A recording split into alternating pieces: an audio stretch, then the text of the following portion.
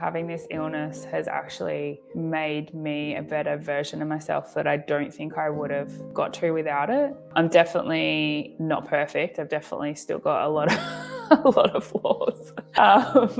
But I do think that I feel more content in myself, and I definitely feel I handle things with my body better than I ever have before. And I think I'm probably fitter and healthier now than I have been in a long time, probably since I got married, to be honest. And I don't think I would have got there if I didn't get sick. So as horrible as it was, and I wouldn't honestly wish it on my worst enemy. And there were times where I thought, God, I cannot do this for the rest of my life. And that was what got me to this point. I was determined, and I just thought, I cannot live the next 40 years like this. But I don't think I would have got to this point without having gone through that. How's it going, guys? Miguel here from CFS Recovery. In this video, we have one of our early thrivers from early on in the program, and she's absolutely crushing it, as all the thrivers are doing. This is Nicole, all the way from Australia. The last time we chatted, Nicole, a conversation like this was probably about a year ago, if not longer, but it was for your recovery interview about a year ago. And at that time, you were quite functional. And here we are a year later, even more functional now, thriving even more. And I wanted to bring you back on here for round 2 to let everybody know what life has been like since doing that last interview.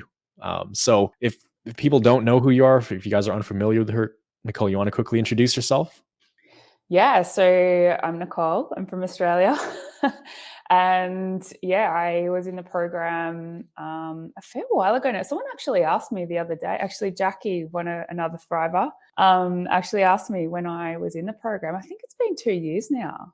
It's all right. I think 2022. It's crazy. Yeah, just under 2 years, because March you Yeah. reached out to me, then you started in June 2022. Yeah, So June. Yeah, just nearly 2 under 2 years. years. Yeah. Yeah, crazy. It's Yeah. flown. It's been crazy. And I remember when you started, if we could go back in time really quickly, just to share where you were at briefly, like where were you 2 years ago? I think you were starting to make progress because you were following my channel. March 2022, what did your life look like roughly at that time?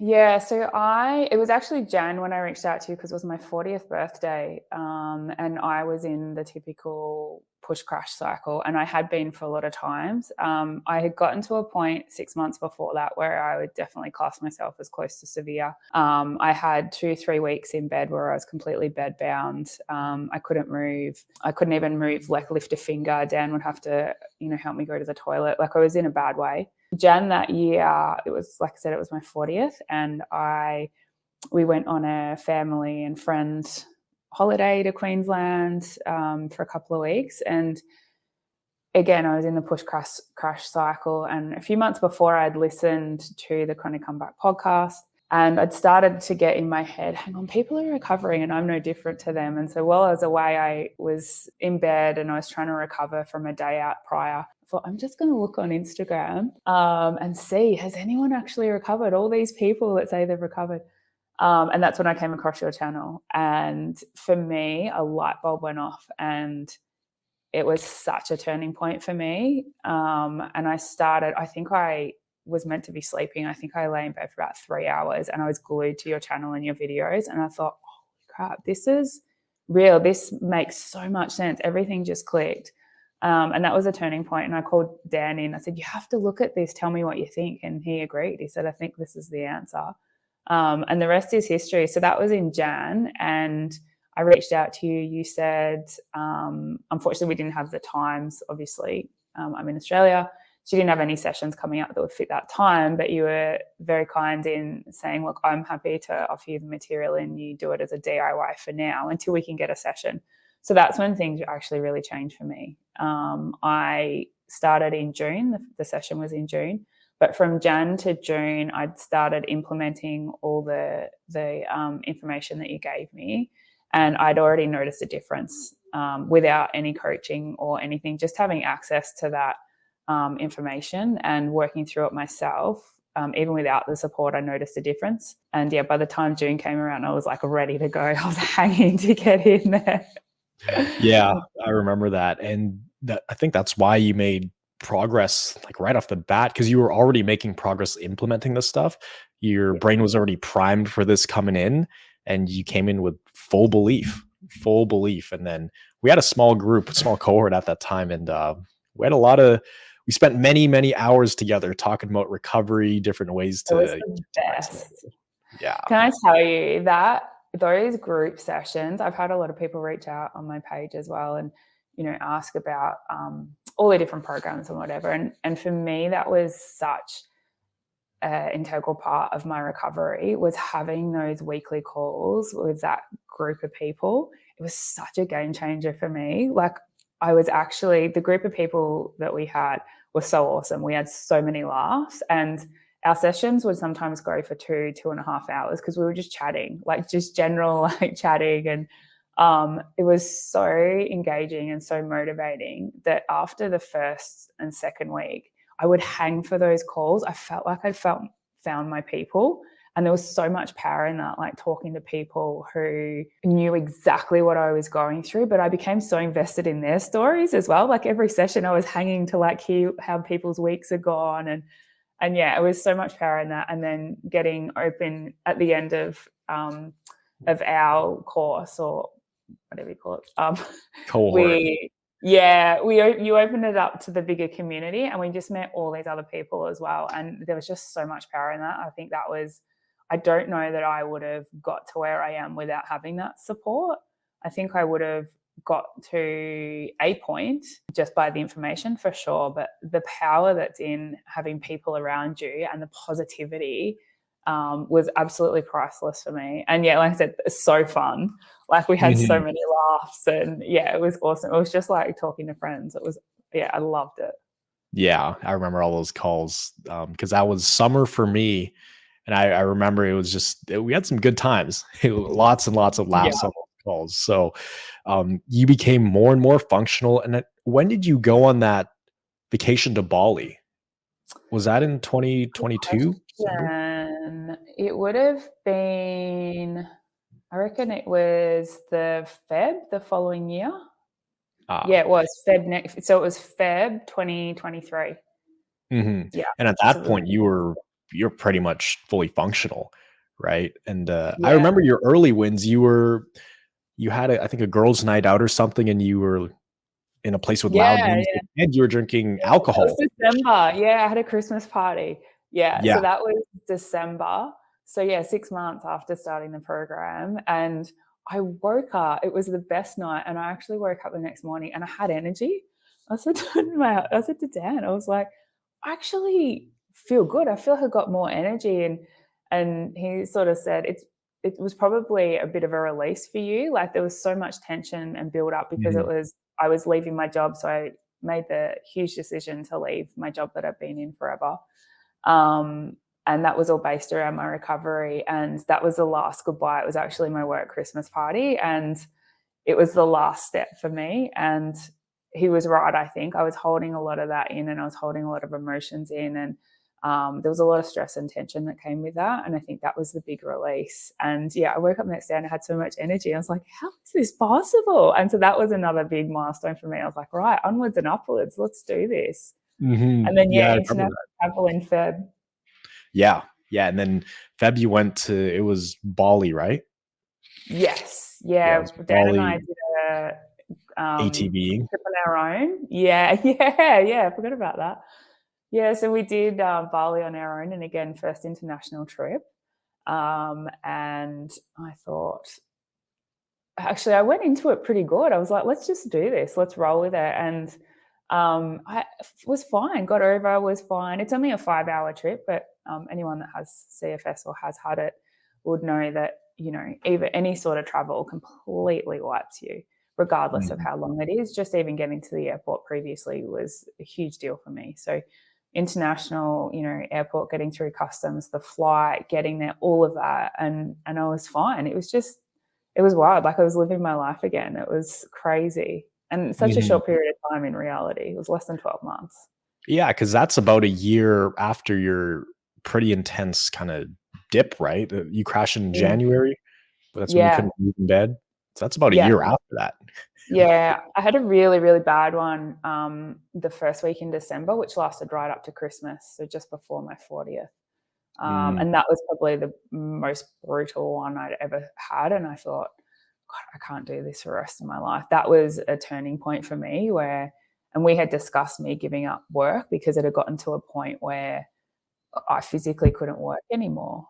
And so we'd been looking at TPD over here and how we access that, and the reality of, paying a mortgage with one person working and me on TPD and all that sort of stuff. And that was in December, and that one was scary. That was scary for Dan and I. That was pretty serious. Yeah, we thought, I don't think, yeah. I was worried it wasn't going to come back from that. Yeah, it's crazy how much can change because that was December 2021. Yeah. And then just over a year later after that, maybe 14 months after that, you're riding an ATV up these rivers in Bali, And not so really fun. feeling any symptoms, just drinking pina coladas by the pool. I remember your stories.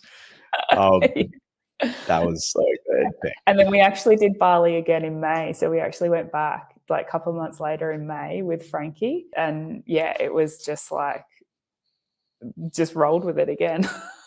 Yeah, yeah. And I was going to ask you about that. So, what are some other exciting things you've done in the last year or so? You know, Oh, good what have question. you been up to?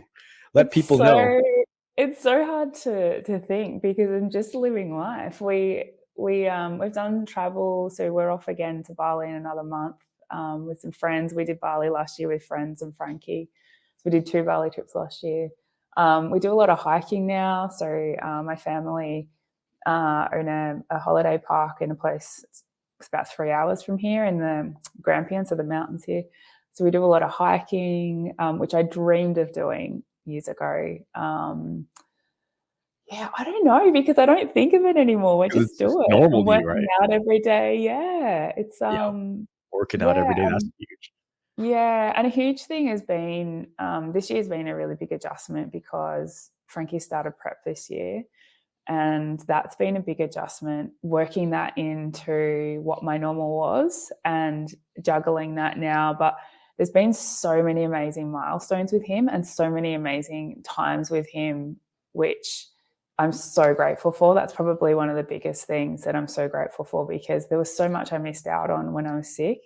And there's Mhm. so many things now that I enjoy with him. And there's so many memories that he enjoys. And it's not about what we buy him. It's not about, what he has. It's about the time that he spends with us. And I learnt that during recovery that that's the thing that he'll remember the most. And he does. So just all these little like milestones with him and going to prep, his first day of prep, like I was able to do Yeah, that. And then he's had swimming sports, like being able to go and sit at his swimming sports and, all those little things have been huge. And I never thought I would get to do those. So they've actually been more important than anything, to be yeah. honest. And just for people who don't know, Frankie is your son. Yeah. For people who don't know who Frankie is, that's your son, and Yeah. how old is he now? He's about to turn 6 About to turn in 6. next week after 2 Yeah, weeks. Yeah, yeah, it's because crazy. I remember that was one of your biggest motivators too of wanting to get better was to play 100%. with Frankie, and at the time, I think he was probably 4 when we Yeah, first chatted, maybe younger. yeah, But that was one of your biggest motivators. And for a lot of yeah, people who have CFS, they also have kids and they just feel like they're missing out on these golden years. So it's probably nice to make up all absolutely. that time. Yeah, I've had CFS since probably 2 years before he was born. It wasn't as bad. After I had him, it went downhill really quickly. So things, yeah, went downhill and have been pretty bad for probably nearly 6 years now. So he's not known me without it. And the first few years, I think, were rough with him. But I'm actually grateful that it happened when it did, so that because he was too young to remember a lot of it. And Exactly. now he's at this age where he remembers so much, and I'm now able to give him You're all healthy. of me. Yeah, yeah, Yeah. I'm able to create these memories with him, um, and yeah, I'm able to give him what he needs, and these are the times that he'll remember. So I think everything happens for a reason. Yeah. Definitely Yeah. doesn't feel like it at the time, let me tell you. Yeah. And I mean, you probably cherish things so much more and appreciate things and create memories in ways that you maybe you wouldn't have done if you never got CFS. 100%. Yeah, Yeah, because you need a 100%. break. And I was in that cycle, like I think most people probably are that get it, of, prioritizing work and overworking and, burning the candle at both ends. And I don't think I would have ever really understood the impact that that had on him and my family as a whole if it hadn't happened. And definitely more aware of work-life balance now. I definitely am not perfect, don't get me wrong, I have moments, but I'm definitely more aware of it. And I have no doubt that if I didn't get this, that I never would have realized that. I would have burnt myself into the ground. And I think my relationship with my husband, Dan, and Frankie both would have suffered for sure, without a doubt. Yeah, yeah. So with the workouts you're doing, what kind of stuff are you doing? You said you're exercising almost every day? Yeah, yeah. So I do something most days. So at the moment, I am doing home workouts. So I try and walk most days. I'm walking our dog if, again, work permits it. I'm doing heaps of resistance and light weight training. But I do anything that comes up. I'm actually about to get back into spin. I used to love spin. And Ooh, a lot of my mum friends, they do it regularly. They do it daily. So I'm hoping to jump on that bandwagon potentially over the weekend. yeah, that's I'd love intense. to get, That's yeah, intense. I'd love to get back into spin. And I really want to get back into boxing. But yeah, I'm doing a lot of resistance and weight training. And yeah, just prioritizing eating better. So that has been a big thing as well, like gut health and trying to nourish my body with, high protein and just better focus on diet, to be honest. And I Mhm. feel so much better for it. Let me tell you, so much Yeah. better. Yeah, nutrition makes a huge difference. I feel it too, because for the most Yeah, part, I try to be optimized. Like even brain capacity wise, I can think so much clearer when I obviously eat healthier.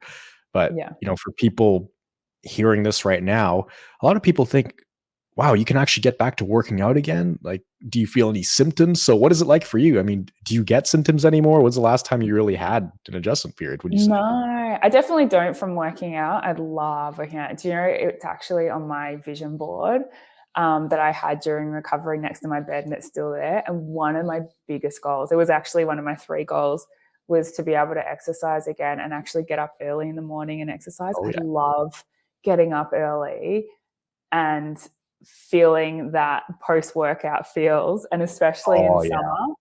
summer. Yes. So this summer's been amazing because I've been outside at like, 4 or 5 o'clock in the morning if I'm working, or, 6, 7 o'clock if I don't have to start early. I'm working out and I feel great. Like it's so good. Mhm. But apart from working out, no, I don't really. We were saying earlier, it's hard now. It's very hard initially to snap your brain out of thinking every little thing that you feel is a symptom coming back. And so now I don't really get symptoms, but now I feel like a normal person would if they were stressed or they got up at 4 o'clock and were at work at 5 o'clock and didn't get home until 8 o'clock. I get tired. Some days I get a headache if I'm pushing way past my limit. Stress was a massive trigger for me. And I still, if I push my stress limit to the extreme, I'll start to feel crap. I might get a little bit of brain fog and a headache. But then I go to bed early and I sleep and like I feel fine Just again. like a So normal person, basically. exactly, exactly. Like Dan feels the same. My best friend feels the same. Like it's hard to switch you back into thinking this is just what normal life is like. You assume that there's symptoms. So I don't think I get symptoms anymore. I had an episode back, I don't know, in maybe the third quarter of last year. We had a heap of external stress, a lot of work stress. And I was definitely pushing to the absolute limit. And I had a couple of weeks and I was like, oh God, like I just feel, I'm ruined. And is this my Just symptoms? dragging. And yeah. Yeah. And Dan's like, but you know why you're like that. He's like, X, Y, and Z. It's warranted that you're feeling the way you feel, and you're way overthinking it. Like, snap out of it. And I was like, oh yeah, you're so right. So that was a bit of a turning point, and I was like, you're so right. Like, and then, you know, whatever we were stressing about had, you know, gone, and I was back to normal. So I think now, no, I don't really get symptoms. I just get normal person tired, and, you know. Yeah, I'm the same. I think people, even you and I probably, like when we were sick, we were like, okay, when we're healthy, when we're back to or normal people, they don't get tired, they don't feel Yeah, symptoms, yeah, they're like super people. But yeah, once you get there, you realize, okay, you do need to sleep. Yeah, if you push yourself yeah. hard, you're gonna feel tired. And but now when we feel those things, we can really recognize those triggers or not even triggers, like the 100%. signs. And it's like all you Mhm. have to do is go to sleep earlier one night and then you're back refreshed the next day. So Yeah. it's not like I it takes you weeks or months to build up. It's like one No. night good sleep and you're back to normal.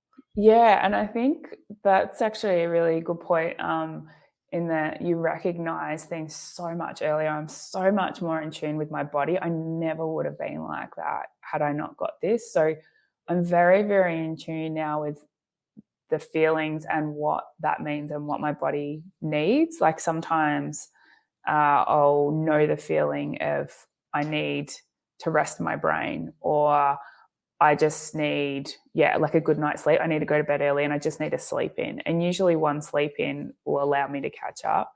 Or, you know, I just need to get out of the house and, you know, get some fresh air. Like I'm way more in tune with that than I ever was. So I think that's another good thing to come out of it. Um, Mhm. yeah, it's been a journey, a learning journey, that's for sure. Yeah. And a lot of people they ask me, am I afraid I'm going to relapse or am I afraid that something's going to happen and I fall back to square one? Is that something that ever crosses your mind or not really? Cause you know how to get out of it. Now, I when I started the program, I remember initially we had Max in our group, and that guy is a freak of nature. He recovered in like 2 weeks. Literally, Awesome yeah. guy. 2 weeks Yeah. you recover. It's crazy. He and that was again another turning point for me. I went into it believing this was the answer, and I wholeheartedly went into the program believing it was the answer, but I saw it work in front of my eyes in 2 weeks. And when I said to him in the second week, and we asked him the question of what have you done? Like, how did you get to this point? And he said, Miguel told me what to do and I just did it. He's like, I didn't think about it. I just did what I was told. End of story. Like that was pretty much it.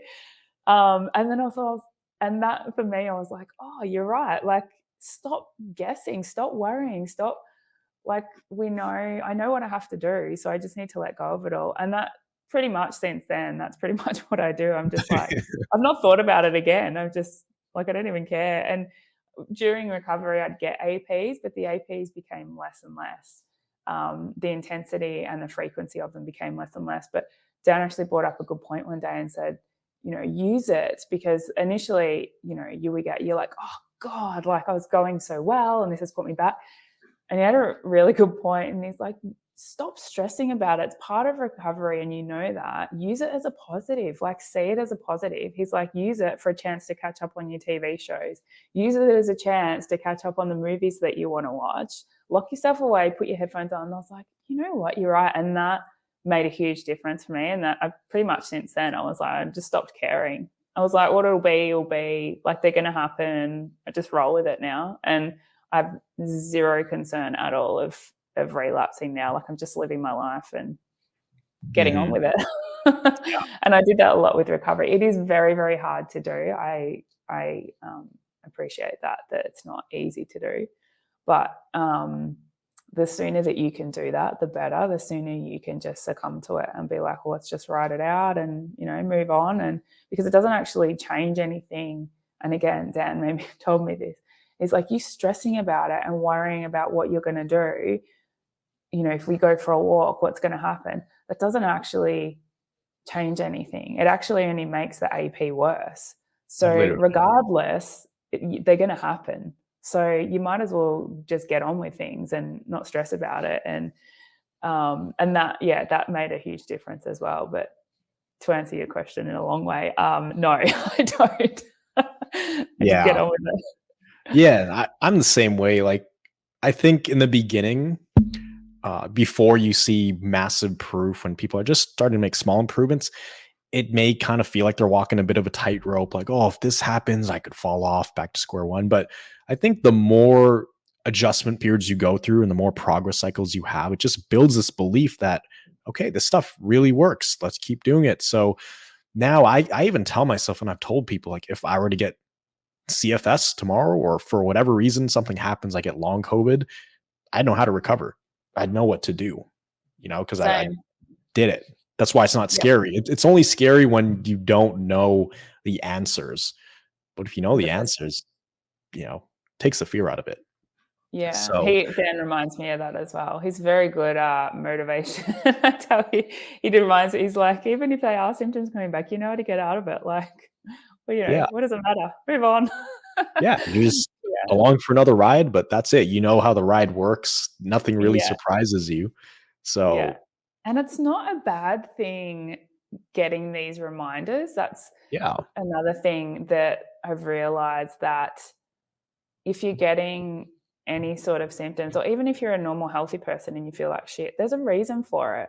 So before I would have just ignored that and keep going, where yeah. now I don't, and I implement these things, and that's totally okay. Like, you're in tune with that and you know what to do. You pull back, or you rest, or you sleep, or whatever Mhm. you need to do. We know how to do that now. So it's, yeah, like I said, it's not scary. You just roll with it.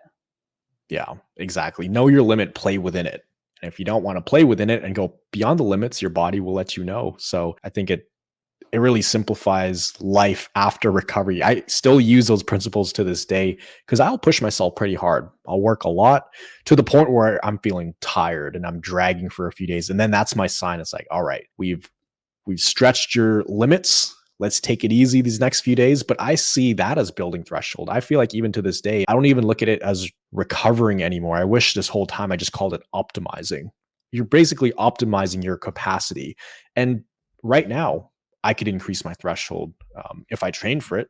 Like people who run marathons or they're training for a marathon, you have to increase your capacity. So, yeah, when you do a big training session, you're going to feel like crap after for a few days. Exactly. Then you pull back. You don't go for the same run again the next day. You No. pull back, and then next time capacity increases. So challenging yourself is, I think it's good sometimes, as long as you learn to take your foot off the gas pedal and let your Yeah, body exactly. adapt. Yeah, I Yeah. think it actually, having this illness has actually made me a better version of myself that I don't think I would have got to without it. I'm definitely not perfect. I've definitely still got a lot of a lot of flaws. Oh, I thought But we're all perfect after we recover, Nicole. what was that? I thought we're all perfect after we recover. I know, right? There's nothing wrong, right? It's a perfect life after. I know, right? But I do think that I feel more content in myself, and I definitely feel I handle things with my body better than I ever have before. And I think I'm probably fitter and healthier now than I have been in a long time, probably since I got married, to be honest. Mhm. And I don't think I would have got there if I didn't get sick. So, as horrible as it was, and I wouldn't honestly wish it on my worst enemy. And there were times where I thought, God, I cannot do this for the rest of my. And that was what got me to this point. I was determined, and I just thought, I cannot live the next 40 years like this. But I don't think I would have. Yeah, I don't think I would have got to this point without having gone through that. Mhm. Yeah, and, like, people see you on this video, you're, like, healthy, vibrant, glowing, but, I mean, just over 2 years ago, you look like death. It Yeah, was I mean, we have pictures of it, like, you're in a dark room, can barely open your eyes, doing all these yeah, tests and stuff, and it yeah, was intense. That was a different life that you were yeah. living. I had the most Crazy, intense crazy. um, sensitivities to light and Yeah. sound. Like, I could hear frequencies that I reckon only dogs could hear. Like, I could Yeah. hear things miles away, and I was like, "Oh, what is that?" It's like, "What are you talking about?" I'm like, "Can you not hear You that?" can't hear the Like, microwave, I could hear it, yeah, like, I yeah, swear the microwave, the oven, the TV, I could hear the yeah, TV. Fluorescent yeah, light bulbs were the worst. Those fluorescent light bulbs in the grocery yes, stores, I yeah. felt them on my skin. It was Yeah. crazy. Yes. I mean, I actually, that's one thing I still have a bit is sensitive skin. So if things rub on my skin, I'm definitely more sensitive now than I was before. But yeah, all the other stuff thankfully is gone because it was pretty brutal, especially the light and the sound, to be honest. I remember we used to drive to Frankie's swimming and it was so bad. I used to have to put my noise cancelling headphones and my eye mask on and just sit in the car like this. And just to get to swimming, because even the car trip, which is 15 minutes down the road, I would be so wiped from the lights of the cars Yeah. and Frankie talking in the car. I would be so drained by the time we got there that that's how I had to get there. But then just the stimulation of being in an indoor pool with all these kids, I was absolutely gone by the time we get back in the car. So I actually had to stop going to swimming just because that whole experience would be enough to wipe me out for 3 days. Yeah. Um, and it's so crazy to even think of that. Yeah, I to actually think wish I about had a that is video. crazy. Yeah. Yeah, I wish I had a videoed more of those times, but you're so unwell that you don't think of it. Mhm. And it's such a shame now looking back. I wish I had captured more of those moments to as a reminder. Mhm. Yeah. I mean, you captured a lot. You had a lot of pictures and things that you've shared on Instagram, and that's been a huge inspiration to so many people. Like, especially in the beginning, so many people saw your journey in recovery, then that brought them into this program. But yeah, it's crazy to think how we were before. For me, it was like 6 years ago. For you, it's just a couple of years ago. Um, and it's hard to believe it actually happened. It kind of feels like a bad dream at the end of it all. And 100%. yeah, if I didn't have the pictures, I wouldn't have believed it happened. I'm like, "Did that really happen?" And I see the pictures. I'm like, "Yeah, no, it did." I Crazy. actually now forget all the symptoms I had, which is Me so too. wild because, like, how? Like, that was my life for so long and it consumed me. And I had so many symptoms. And now people ask me, "Did you have this symptom? Did you have that symptom?" And I'm like, actually, I can't remember. Or when people say to me they've got this symptom, like, "Oh, yeah, I had that, but I'd forgotten," which is so crazy because that was your life for so long. But Yeah. the page I think has also been a bit of therapy and a bit of a journey on its own as well. Because when I started that, I hadn't even thought that recovery was a possibility. So it's so crazy that the page has actually turned into a recovery page because I actually started that page when I was in the thick of it and I'd been thinking about it for about 12 months and I was so embarrassed and I was so nervous to start it because I thought so much judgment would come from it and I didn't want to open that part of my life up, but it had gotten to a point where I thought people need to see the truth and they need to understand it and it was hard to explain to friends and family what was going on. And I thought I could visually show what was going on in those hard times, then maybe they would understand it a bit more. And that's actually how the page started.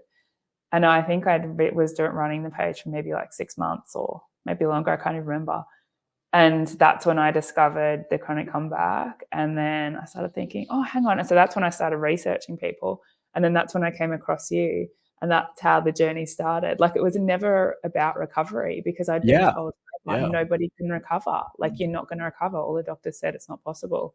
And so I started it as a bit of a It's like a diary kind of. yeah. It was a bit therapeutic, and I never expected it to turn into what it has, and I never expected to connect with so many people. I thought it would just be friends and family, but I've connected with so many people from around the world, and so many people have started following my page, and since I've obviously have recovered, they have now gone on to do the program. And I know Krista's one of them. She tells me all the time, like, that's so wild. Like, That's you crazy. know, that they started following my page and saw how my journey went. And so then they joined the program. Now, Krista's obviously a coach, which is amazing. I love Krista so much. But, you know, it never started as that. And it's just so wild the power of that, of social media and being able to connect with people all around the world. Like I'm in Australia, Krista's in the US. You know, Yeah. we're polar opposites part of the world, but we've been on this journey together and I'm so invested in her story and her journey and so many other people's. Like I've met so many awesome people and I talk to so many of them regularly. Like you feel like you know them. Yeah. Um, so Yeah. been really powerful. It's been awesome. And I actually love the page and I love connecting with people. I'm a bit slow at replying because Yeah, I'm trying sure to you get a juggle. lot a lot of messages and people reaching out, right? Yeah, I do, but I do, and I went a bit MIA for a while because I was just so flat out with life. But I realized about a month or so ago, I thought, that was such a big part of my recovery process was being able to connect with people who had recovered and asking questions and talking to them and following their stories. So I realized the impact that that can have on someone else trying to recover or going through their own recovery journey. So I am now more conscious of trying to be more proactive on it, or trying to be more active on it to reply to people and try and answer as many questions as I can, because if I can help one person recover, then like that's huge. It's massive. And yeah, there's been so many people, like I said, that have reached out and are now doing the program. Or they might be doing another program. I know that some of you are doing yours, which is really, really cool. And so many Yeah. of them have recovered now as well. And I'm like, Oh, that's so yeah. crazy. It is crazy. The ripple effect is real. Yeah. Like, ripple effect is very real because you were sharing us, and then Chris is one of the people who found us through your page, and then she Awesome. started Yeah. posting about us. Then so many people joined through her Exactly. page, And and she was yeah. actually their coach, and then they fully recovered. They went from like bedridden to hiking and stuff. And I mean, Chris found your page first, so the ripple It's effect so is great. crazy. The ripple effect is Yeah, but absolutely I'm so invested in her story. Like we ended up joining our groups together. So we were in. She started the because month you were a after month me. apart, 2 months Yeah, she apart. was Yeah, July. Oh yeah, maybe it August. was Yeah, August. Yeah, yeah. So we once we both completed our individual sessions, we then grouped together in the same session. I didn't realize she was in that session until we jumped on the call, and I was like, wait. And then she was like, I joined because of Nicole's. I was like, oh my god. Like it was just, I think I actually had tears in my eyes when she said that. I was like, and I was speechless. I just thought, whoa, like this is, yeah, it was great. It was such a moment and such a game changer. Like just hearing that somebody had decided to join the program or start their recovery journey because of something that I posted, and now they're recovering as well. And we're in it yeah, together. Like it was so cool. Yeah. And then there were other yeah. people in a similar boat. So yeah, it's been really cool. Yeah, and now she's crushing it. A few months ago, she went on She an 18-kilometer hike. I think it was overnight too. It was wild. She's such a rock star. No symptoms too. So she Such a is rock star. crushing it. Yeah. So with you and everything that's going on in your life, and with this health and energy that you have now, what's coming up that's exciting? What are you looking forward to this year? So we're off to Bali again. Yeah. Oh, is it In probably another, going to be like a yearly thing? yeah, it's just a really easy trip for us here in Australia, especially with Mm. kids. So we're going to do that for the next couple of years, and we've got a nanny and stuff over there that helps us. So it's a good trip. So we're doing that. My long-term goal is actually I really want to get back into running. It was one thing I loved doing. And so that's why I'm working on the program that I'm working on at the moment. I've had a lot of knee surgeries over the years. So my knees are really bad, and every time I try and run, I get injuries. So it's actually why I'm doing the program I'm doing at the moment, is to Like strengthen it. rehabbing it, strengthening Yeah, it. yeah, and just make sure that I'm 100% ready to go, and I really want to get into running. I have an internal goal that I had again on my vision board during recovery, and it was an internal, actually two goals that I really wanted to achieve, and one was to run, and I'd like to do like a fun run. I definitely am not setting the goal of doing a marathon, but I'd like to do like a competition type thing Oh, eventually. So I'd like to do that hopefully this year. And I actually really love to eventually do like a Tough Mudder. I don't know if you guys have them over, like yep. Tough Spartan Mudder. type thing. Yep. Yeah, I'd love to compete in one of those again. So they're my goals for this year. But yeah, we've got a holiday. Oh, and we're finally moving into a house this year. Do you Nice. remember? So yeah, we've been building for nearly I three and remember a that. half years now. And our so part of the stress that came last year was our builder went into liquidation. Oh, So yeah, and we just started building, and so yeah, we lost a lot of money, and we've had to come up with a lot of money to get it finished now. So we've finally engaged a new builder, and it's been a bit of a really stressful 12 months, to be honest, probably higher stress than I think you ever expect to have in your life. So, but that's really exciting. We're finally going to be moving in, and the building has finally started, and we're about to finally get to lock up. It's been 3 years since we started, and we're just getting to lock up. So we're Wow. hoping to be in the third quarter of this year, which is why we're going on this holiday in the next couple of months, because it'll be our last hurrah before we move into the house. But it's been a huge journey. So that's probably the biggest thing that's going to happen to us this year is we'll finally move into this house. Yeah, hopefully in the middle to third quarter of the year, fingers crossed. Yeah, that's exciting. That's super Yeah, it's really exciting. So exciting for us. travels, health, getting into running more fit, all that stuff, Yeah. moving into the house. Yeah, there's a lot of exciting stuff coming up. So for people watching this right now and they're where you were 2.5, 3 years ago, they're in the trenches and they're seeing this right now. They're looking at you. You're healthy now. You're thriving. What would you want to tell them in terms of words of inspiration? Or what would you tell yourself 3 years ago when you were in the thick of it? Good question. I guess there's so many things you could say, right? But There really is. There's so it's many. like, where do you start? Someone asked me the other day on my question box, give me your top three. And I was like, there's so Oh many. man, there's like 100, honestly. I'm like, it's really hard to pick three. I think belief is the first one. You have to fully believe and you have to fully commit. You cannot go into it, into recovery with even the slightest bit of doubt. If you go in with even like 1% of doubt or questioning the process or questioning why or stressing even the slightest bit, it won't work. I think you have to fully commit and fully believe is the first thing.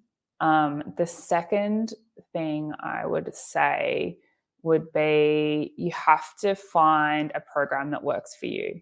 So before I started CFS Recovery, I had done 2 other ones prior, or I'd started them, to be fair, and it just wasn't clicking for me. I wasn't connecting with the information I was getting.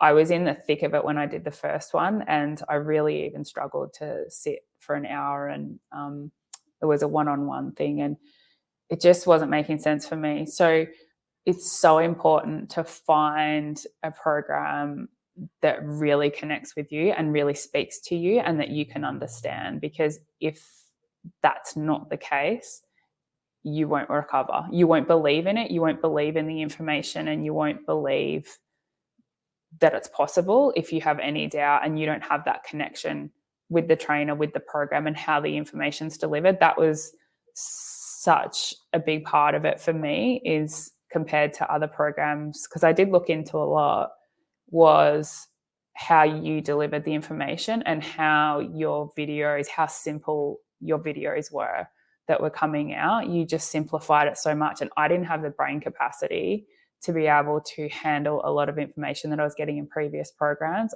I had very, very thick brain fog. I had the head pain chronically. And you just narrowed it down into simple terms and gave so many analogies. And I was like, oh, wait, that makes sense. So that's a big thing. You have to find one that fits you. And this may not be, your program may not be for everybody, but it may be for so many people, and it has been, and I've seen it work. I'm proof that it works. Mhm. But if you don't believe in it, then and it doesn't connect with you, it won't work. So find something that connects with you first and foremost. So 3 was definitely consistency over intensity. That was one thing I learned so early on, and it is applied right across the board in your recovery. So it's not about pushing past your means. It's not about, you're not up against the clock. Recovery isn't a timed thing. It's about slow, steady steps consistently. If you can do those things consistently, the intensity will come down the track. Consistency over intensity. Yeah. Super, yeah. Simple. Nice and simple. Yeah. It is, because so many people are saying, I've I've been getting so many messages about people. I've just started exercising and, I'm trying to do this and that, and then this is happening. And I'm like, yeah, it's not about you going back and doing an exercise plan that you could do 10 years ago. It's about, like, when I started, I couldn't even, walk down the stairs and back up the stairs without being exhausted. When I started, I couldn't stand up on a treadmill. Like, I couldn't walk. My POTS symptoms were so bad. Even on all the medication that I was on, they were so bad that I couldn't stand upright. And so I started on an exercise bike so that I could sit down, and I did 1 minute a day. That was it. 1 minute a day on an exercise bike for like 2 weeks before I even thought about going up to 2 minutes on an Yeah. exercise. And even You know what I that mean? was kind of iffy, right? Even 1 minute, you're Yeah, like, "Oh, should I be doing this?" yeah, So you gotta be 100%. consistent, And yeah, steady. so I didn't just go from, feeling good one day and working out and doing weights to, doing nothing to that. It took a long time. Like, I had to build up, and it was consistency. Like, I just had to get on there 2 minutes a day, 1 minute a day, every day. And then I would slowly increase that over time. But I wouldn't have got to that point if I didn't stay consistent with it. And like I said, the intensity part comes down the track. You don't need to worry about it. It comes naturally. Yeah, exactly. Consistency over intensity. And that also comes with not over tracking things or looking at the numbers too much. Cause yeah, you could be, let's say you're riding the bike for a minute or two every day, roughly a minute or two. If you start getting attached to the numbers, then the 1 or 2 days where you're more tired than usual and you're struggling to do a minute, don't don't beat yourself up over it. But if you're too attached to the numbers and you're tracking too closely, you're gonna feel upset when the day comes when you can't hit those numbers. But there's gonna be times when you have more energy and less energy. Sometimes you will actually be tempted to do even more. Like, oh, this 2 minutes is nothing. I could go for 6 minutes today. In the beginning, better to play it safe. 100%. Learn, fight another day. Don't go all in. Yeah. You know, That was actually a big part of recognizing, and again, I do get quite a lot of messages around this, is recognizing when you're feeling good. In order to stay feeling good, you need to pull back. So yeah, many people will message and say, I was feeling really good, so I did X, Y, and Z. Like, I went to the shops and I did this and I did that, and now I'm, in an AP, and I've been in AP for a week. It's on those days when you feel good, and it's so hard to do. Trust me, I know it's so hard to do. When you feel good on those good days, you need to stop while you still feel good. If you keep pushing and you keep doing things because you're feeling good until you start to feel tired, that's the problem. That's where you're going to start feeling crap. You need to allow yourself to feel good, and you need to end the day feeling good. Like, pull back and stop. If you've done something, whether it's gone for a walk or gone to the shops or whatever, and you're still feeling okay, then don't go, oh, well, I still feel okay. And so now I'll go ride a bike, or now I'll go, like, you've got to allow your body to feel good consistently before you can then push that little bit further to stretch out your boundaries. I don't know how to word that. capacity. Yes, that's the word, threshold. Yeah, threshold slash capacity. But Yes. yeah, yeah, you don't always have to go until you feel tired. Just like No. actually me, I use that kind of same thinking nowadays. When I work out, sometimes I'll just do a maintenance day. I won't go crazy with it. Like today, I went for a maintenance day because I was feeling a bit under the weather. So I did maybe 1/5 the intensity, but at least I got in there, activated the muscles, did some stuff. But you don't have to push it hard every time. You don't have to get into an AP every time you do an act. Every time you feel good, you don't have to go hard. No. Every now and then you want to learn to pace yourself a little bit. And that's one thing that this does teach you. It's that patience side of things, because the lack of patience is what's going to put you into a push and crash cycle. And we've done 100%. that hundreds of times. Yeah. Right? It's so hard to do. It's so hard to learn to pull back when you feel good, because you don't feel good that often. Like, I totally get it. Like, it's not easy to do. You feel great and you're like, great, let's do all this stuff. And then, you're ruined for 3 weeks, where actually you need to flip your way of thinking, and that I feel good today. So for me to feel good tomorrow, I'm just going to chill. I'm just going to pull back, chill, go to bed feeling okay. Most of the time you'll wake up feeling okay the next day as well. There will come a time, like you said, where you can build up your threshold and you can push out. You can push, and that's part of recovery. You need to get a consistent baseline and a consistent threshold of where you're at. And when you can do that consistently, that's when you'll push. But if you're doing that every day, disaster. Yeah. You'll And never get bored. yeah. And I think it's a mix too. It's like that physical aspect, but also it's like the mindset, like you said, the belief behind that aspect. Are you responding well to the symptoms when they do come up? Because if you do respond well, that AP could be gone the next day. It could be gone the same day if you respond well. But if you start going down a negative spiral, downward spiral, rabbit hole, start thinking, oh, I shouldn't have done that. Oh no, the symptoms are here. This is bad. Yeah, that's going to extend that AP that should have been 1 or 2 days. Now it's like 2 weeks long and it's sticking around. And 100%. that's what will keep you stuck. So 100%. Just roll with it. The APs are going to come. That's part of they're going to come recovery. regardless. Regardless. So, when they come, you're like, great, here's another AP. What's on TV? What's, what can I listen to? Da, da, da. You get some, if you've got kids, you get some time out from, the chaos of the kids. Like, they're positives. Enjoy that time, because you don't get that time when you've recovered. Enjoy that time now. Use that time for yourself. Self-care is so important. And again, another thing that I've learned during recovery, and I've listened to so many podcasts in the last sort of 12 months, and it's so important. And again, it's another thing that Dan taught me, that you don't need to feel guilty for looking after yourself. You're entitled to look after yourself. It's short-term pain for long-term gain. So if you're in bed for 2 or 3 days watching TV, that's what you need to do. You're doing that because you have to do that. That's what your body needs. You're not doing that because you're choosing to, go and lie in bed and do nothing. Your body is telling you that that's what you need. So listen to that, trust the process. It's honestly short-term pain for long-term gain. Again, another thing that Dan told me, the guys should be a motivational speaker. But it made sense, because there's so much guilt associated with that, particularly parents, of having to take a step back and not being able to help with the parenting duties and, all the things related to that. It took me a long time to let go of that guilt. It took me a good, I would say, probably 6 months of going through recovery to actually commit to letting that guilt go. And that's what Dan said. He said, you cannot keep doing this. He's saying to me, you cannot keep doing this. You can't keep getting into these APs and then stressing, because I would be so upset that I was in an AP and I could hear Frankie kicking off in the kitchen and I couldn't do anything to help. And he's like, I'm happy to do this and I'm happy to take over all this stuff.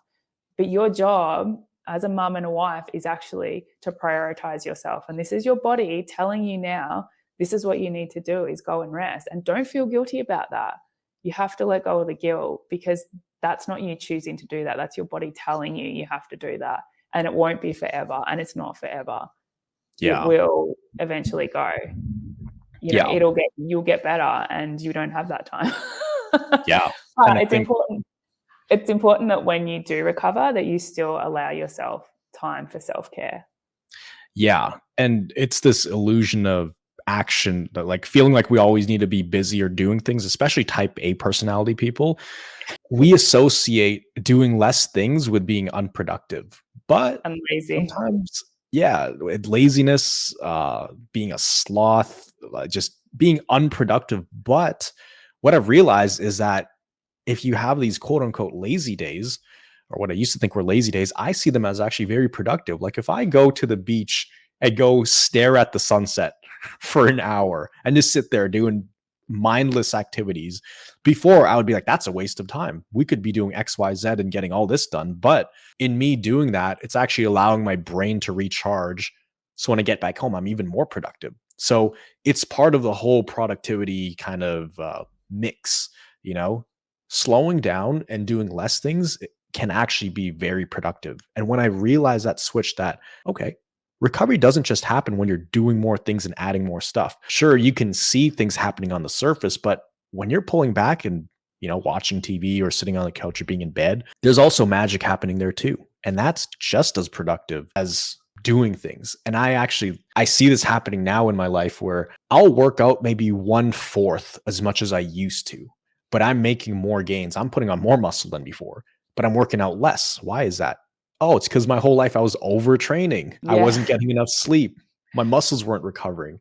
So sometimes I'll work out like 2 or 3 times a week. Before it was like 6 times a week, every week, but I'm gaining more muscle now because my energy is going to the right places. So slowing down and resting can be super, super productive, especially when recovering from something like this. And then Definitely. now it's clicked. Yeah, So definitely. It's all in balance. It's yeah, all got to be balanced.